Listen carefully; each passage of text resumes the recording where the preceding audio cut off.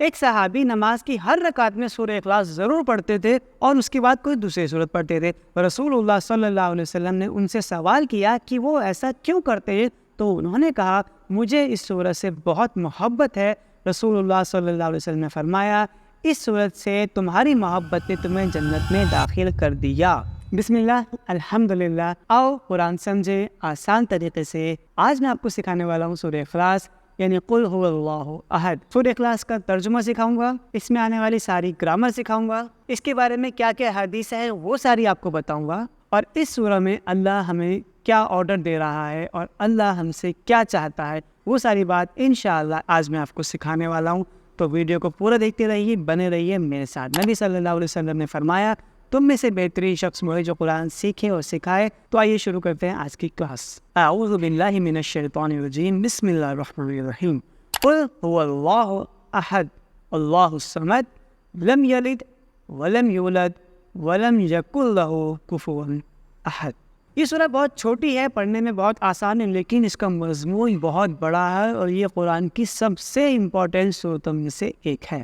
ہم نماز میں اکثر اس صورت کو صرف اس لیے پڑھتے ہیں کہ یہ چھوٹی ہے اور نماز آسانی سے ہو جاتی ہے، تو صرف چھوٹی سمجھ کے اس کو نہ پڑھیں، بلکہ اس کی اہمیت کو نظر میں رکھتے ہوئے اس کو نماز میں پڑھیں اور سمجھ کے پڑھیں۔ یہ سورہ 1/3 قرآن کے برابر ہے۔ ابو درداء رضی اللہ تعالی عنہ بیان کرتے ہیں کہ نبی صلی اللہ علیہ وسلم نے فرمایا کیا تم میں سے کوئی ایک رات میں قرآن کا تیسرا حصہ پڑھنے سے عاجز ہے؟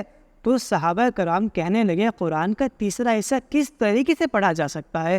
تو نبی صلی اللہ علیہ وسلم نے فرمایا قل هو اللہ احد قرآن کا تیسرا حصے کے برابر ہے۔ اس سورت کو آخری کی 2 سورتوں کے ساتھ ہر فرض نماز کے بعد ایک بار اور ہر مغرب اور فجر کی نماز کے بعد 3 بار پڑھنا رسول اللہ محمد صلی اللہ علیہ وسلم کی سنت ہے، یعنی کہ سورہ اخلاص، سورہ فلق اور سورہ ناس، ان تینوں کو ہر فرض نماز کے بعد ایک بار پڑھنا اور مغرب اور فجر کے بعد 3 بار پڑھنا نبی صلی اللہ علیہ وسلم کی سنت ہے۔ اس میں ہمیں یہ پتہ چلتا ہے کہ ہمیں کس کی عبادت کرنی چاہیے یا معبود کون ہو سکتا ہے، اس کا بہترین جواب اس میں دیا گیا ہے، بالکل پیور جواب دیا گیا ہے، جیسا کہ اس کا نام سورہ اخلاص ہے۔ تو پہلا لفظ ہے قل۔ قل کا مطلب ہے آپ کہہ دیجئے، یہ تبلیغ ہے۔ اللہ نے جبریل علیہ السلام کو کہا کہ کہہ دیجئے، نبی صلی اللہ علیہ وسلم تک پہنچا دیجئے۔ نبی صلی اللہ علیہ وسلم نے باقیوں کو پہنچایا اور ساتھ میں قل بھی لگایا اور کہا کہ آپ بھی کہہ دیجئے۔ پھر صحابیوں نے تابعین تک بات پہنچائی اور ساتھ میں قل بھی لگایا اور کہا کہ کہہ دیجئے۔ پھر تبع تابعین تک بات پہنچی اور پہنچتے پہنچتے ہماری مسجد کے امام صاحب تک پہنچی اور نماز میں انہوں نے پڑھا قل هو اللہ احد، اور انہوں نے بھی کہا کہ پہنچا دیجئے، کہہ دیجئے۔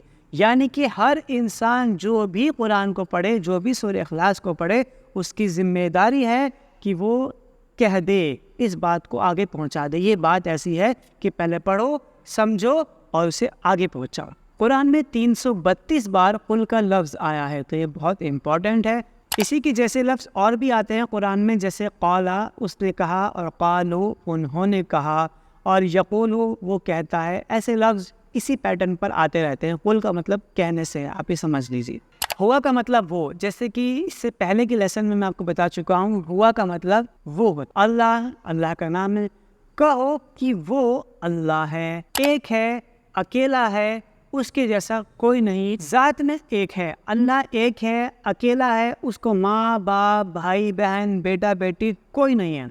صفات میں ایک ہے، اللہ اپنی صفات میں ایک ہے، یعنی اس کی صفات والا کوئی نہیں۔ مثلا کوئی غیب کو نہیں جانتا سوائے اس کے، کوئی اس کے جیسا سن نہیں سکتا، دیکھ نہیں سکتا، مدد نہیں کر سکتا۔ حقوق میں ایک ہے، پوجا پرستش اور عبادت صرف اللہ کا حق ہے۔ رکوع سجدہ دعا وغیرہ صرف اللہ ہی کو کرنا چاہیے، اللہ کے اختیارات میں بھی کوئی شریک نہیں ہے۔ یعنی جب اللہ نے کہا کہ شراب حرام ہے تو کوئی اور نہیں جو اس کو حلال کر سکتا ہو۔ کسی چیز کا حلال یا حرام کا قانون بنانے میں اور موت و حیات کے فیصلے وغیرہ میں کوئی اللہ کا شریک نہیں ہے۔ جائزہ لیجئے کہ اللہ ہی صرف بندگی کا مستحق ہے، لیکن کتنی بار ہم نے نفس کی بندگی کی، یعنی کہ اپنی روح کی بندگی کی ہے، اور کتنی بار ہم شیطان کی اطاعت کرتے ہیں۔ اللہ سے دعا کیجیے کہ اللہ ہمیں صرف اسی کی عبادت کی توفیق دے۔ ہمیں بھی تبلیغ کرنا ہے، حکمت سے بہترین انداز سے کرنا چاہیے، جیسا کہ اللہ کے رسول صلی اللہ علیہ وسلم نے ہمیں کر کے دکھایا۔ آیت نمبر 2، اللہ الصمد۔ اللہ تو اللہ کا نام ہے، صمد کا مطلب ہے بے نیاز۔ بے نیاز مطلب سب اس کے محتاج ہیں، وہ کسی کا محتاج نہیں ہے۔ اللہ بے نیاز ہے، یعنی اس کو کسی چیز کی ضرورت نہیں ہے، اس کو نہ نیند آتی ہے، نہ اونگ آتی ہے، نہ وہ تھکتا ہے، نہ اسے آرام کرنے کی ضرورت ہے، نہ اسے بیوی کی ضرورت ہے، نہ اسے بچوں کی ضرورت ہے، اسے کسی چیز کی ضرورت نہیں ہے۔ تصور کیجئے کہ اس وقت اللہ تعالیٰ کروڑوں انسانوں اور بے شمار مخلوقات کی ضرورتوں کو پورا کر رہا ہے۔ اس طرح اللہ کی عظمت کو ذہن میں رکھتے ہوئے اس آیت کو پڑھنا چاہیے۔ یہ دعا بھی کرنی چاہیے کہ اے اللہ تو میری ضرورتوں کو پورا کرتا ہے، آگے بھی کر، اے اللہ مجھ کو تو صرف اپنا محتاج بنا، کسی اور کا محتاج نہ رکھ۔ لم یلد ولم یولد، نہ وہ کسی کو جنتا ہے نہ وہ کسی سے جنا جاتا ہے۔ لم کا مطلب ہے نہیں، اور لن کا مطلب بھی نہیں ہے۔ یہ قرآن شریف میں 300 سے زیادہ بار اور 100 سے زیادہ بار قرآن شریف میں آتے ہیں، اور دونوں کا مطلب ہے نہیں۔ لیکن لم استعمال ہوتا ہے پاسٹ ٹینس کے لیے، یعنی کہ ڈڈ ناٹ جسے انگلش میں ہوتا ہے، اور لن استعمال ہوتا ہے فیوچر ٹینس کے لیے، یعنی کہ ہوگا نہیں، یعنی کہ ہرگز نہیں۔ تو لم مطلب نہیں ہوا، اور لن مطلب ہرگز نہیں ہوگا، ٹھیک ہے۔ تو لم اور لن دونوں کا مطلب نہیں ہے۔ لم یلد، اس نے نہیں جنا۔ قرآن میں یلد جیسے اور بھی الفاظ آتے ہیں، جیسے والد، والدہ، والدین، اولاد، ولادت، میلاد، یہ سارے لفظ ایک جیسے ہی سارے لفظ ہیں، اور سب کا مطلب ہے جنم دینا۔ ولم یولد، اور نہ ہی وہ جنا گیا۔ دھیان رکھیے گا، یلد مطلب اس نے جنا، اور یولد مطلب وہ جنا گیا۔ کسی بھی ورب میں اگر سٹارٹنگ میں پیش لگ جاتا ہے تو وہ اس کی پیسیو وائس بن جاتی ہے۔ یلد مطلب اس نے جنا، یولد وہ جنا گیا۔ نہ اس کی کوئی اولاد ہے، نہ وہ کسی کی اولاد ہے۔ جب انسان تھک جاتا ہے تو اس کے بچے اس کا دل بہلاتے ہیں، جب انسان بوڑھا ہو جاتا ہے تو اس کے بچے اس کا سہارا بنتے ہیں، جب انسان مر جاتا ہے تو بچے اس کا کام وغیرہ جاری رکھتے ہیں۔ اللہ تعالیٰ ان ساری کمزوریوں سے پاک ہے، وہ تھکتا نہیں، نہ بوڑھا ہوتا ہے، نہ مرتا ہے، وہ ہمیشہ سے ہے اور ہمیشہ کے لیے ہے، اس کو نہ ماں باپ کی ضرورت ہے، وہ ہمیشہ رہے گا، اس لیے وہ ان چیزوں سے پاک ہے کہ اس کی کوئی اولاد ہو۔ اس آیت کو پڑھتے ہوئے اس پیغام کو 150 کروڑ عیسائیوں تک پہنچانے کی ذمہ داری کو محسوس کیجئے کہ جو لوگ عیسیٰ علیہ السلام کو اللہ کا بیٹا کہہ رہے ہیں، معاذ اللہ، ہماری ذمہ داری ہے کہ اس پیغام کو ہم وہاں تک پہنچائیں۔ وَلَمْ يَكُنْ لَهُ كُفُوًا أَحَدٌ، اور نہیں ہے اس کا کوئی بھی ہمسر یا اس کا کوئی بھی کمپیریٹیو۔ وہ مطلب اور، لم مطلب نہیں، جو بھی پہلے بھی آیا تھا۔ یکن کا مطلب ہے وہ ہوتا ہے یا وہ ہوا۔ لہو اس سے پہلے والے چیپٹرز میں آپ کو بتا چکا ہوں، لہو کا مطلب اس کے لیے یا اس کا۔ تو نہیں ہے کوئی بھی اس کا ہمسر جس کی کسی سے تلنا کی جا سکے۔ اب آپ غور کیجئے، ایک طرف چینی کی ایک بوری ہے اور ایک طرف آدھا کلو چینی ہے۔ اب آپ کہیں کہ ان کا کوئی کمپیریزن ہے تو آپ کہیں گے نہیں، یہ بہت زیادہ، یہ کوئی کم ہے۔ لیکن جب آپ کہیں کہ کیا ان کا کوئی کمپیریزن ہے تو آپ کہیں گے ہاں کمپیریزن تو ہے، یہ 50 کلو ہے اور یہ آدھا کلو ہے، یہ اس کا اتنا % ہے، یہ اس کا اسی کے جیسا ہے۔ تو آپ کہیں گے ٹھیک ہے، آدھا کلو نہ کرو، 50 گرام کر دو۔ کیا اب ان میں کوئی کمپیریزن ہے؟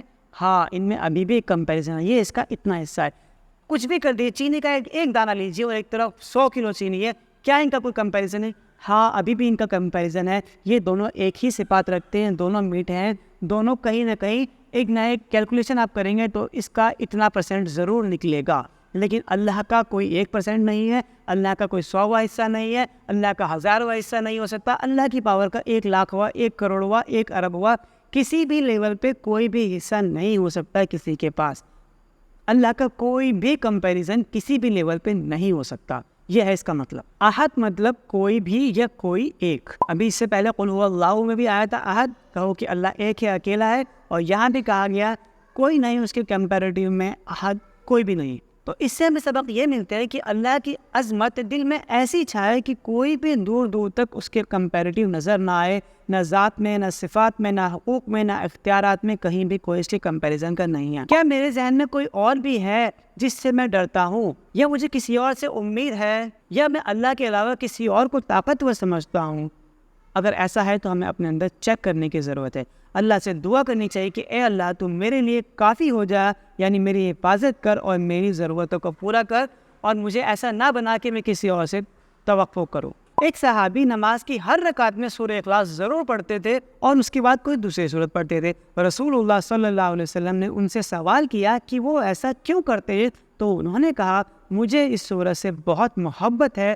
رسول اللہ صلی اللہ علیہ وسلم نے فرمایا اس سورت سے تمہاری محبت نے تمہیں جنت میں داخل کر دیا۔ نوٹ کیجئے کہ اللہ کے رسول صلی اللہ علیہ وسلم نے اس سورت سے محبت کا ذکر کیا، نہ کہ بار بار پڑھنے کا۔ تو ضروری نہیں کہ آپ بار بار پڑھو، اگر آپ کو قرآن سے سورتوں سے ایسی محبت ہو جاتی ہے تو آپ بھی جنت میں جانے کے مستحق بن جائیں گے انشاءاللہ۔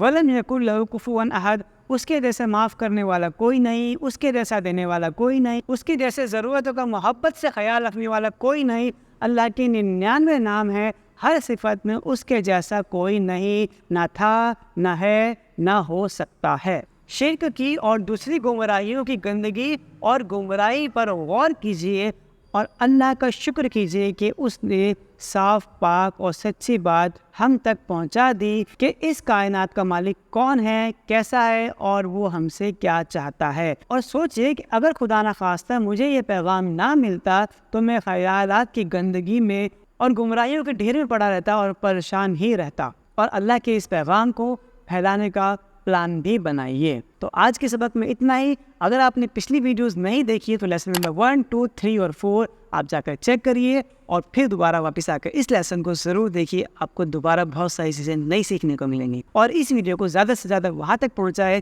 جو لوگ قرآن کو سیکھنا چاہتے ہیں، سمجھنا چاہتے ہیں اور جو اس کا شوق رکھ۔ آج کے لیے اتنا ہی۔ چینل پر نئے ہیں تو سبسکرائب کیجیے اور ویڈیو کو زیادہ سے زیادہ شیئر کیجیے۔ السلام علیکم ورحمۃ اللہ وبرکاتہ۔